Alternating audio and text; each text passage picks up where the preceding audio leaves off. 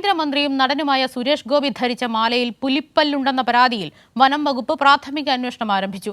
വാടാനപ്പള്ളി സ്വദേശി എ മുഹമ്മദ് ഹാഷിം നൽകിയ പരാതിയുടെ അടിസ്ഥാനത്തിലാണ് മറുപടി. ഹാഷിമിന്റെ മൊഴി രേഖപ്പെടുത്താൻ ഈ മാസം 21-ന് പട്ടിക്കാട് റേഞ്ച് ഫോറസ്റ്റ് ഓഫീസർ മുമ്പാകെ ഹാജരാകാനുള്ള നോട്ടീസും വനം വകുപ്പ് അയച്ചിട്ടുണ്ട്. പുലിപ്പല്ലുള്ള മാല കൈവശം വെച്ചതിന് റാപ്പർ വേടനെ അറസ്റ്റ് ചെയ്തിരുന്നു. ഇതിന് പിന്നാലെയാണ് കേന്ദ്രമന്ത്രിയും തൃശൂർ എംപിയുമായ സുരേഷ് ഗോപി പുലിപ്പല്ലുള്ള മാല ധരിച്ചുള്ള ദൃശ്യങ്ങൾ പുറത്തുവരുന്നത്. പുലിപ്പല്ല് മാല ധരിച്ച് സുരേഷ് ഗോപി നിൽക്കുന്ന ദൃശ്യങ്ങൾ സഹിതമാണ് മുഹമ്മദ് ഹാഷിം സംസ്ഥാന പോലീസ് മേധാവിക്ക് പരാതി നൽകിയത്. ഈ പരാതി പിന്നീട് വിശദമായ അന്വേഷണത്തിനായി വനം വകുപ്പിന് കൈമാറുകയായിരുന്നു.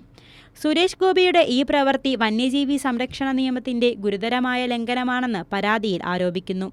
പുലിപ്പല്ല് മാല എങ്ങനെയാണ് ലഭിച്ചതെന്ന് സുരേഷ് ഗോപി വ്യക്തമാക്കണമെന്ന് ഹാഷിം ആവശ്യപ്പെട്ടു. നിയമം സംരക്ഷിക്കാൻ സത്യപ്രതിജ്ഞ ചെയ്ത് അധികാരമേറ്റ ഒരു ജനപ്രതിനിധിയുടെ ഭാഗത്തു നിന്നുണ്ടായ ഈ നിയമലംഘനം ഭരണഘടനാ ലംഘനവും ഗുരുതരമായ കൃത്യവിലോപനവുമാണെന്നും പരാതിയിൽ പറയുന്നുണ്ട്.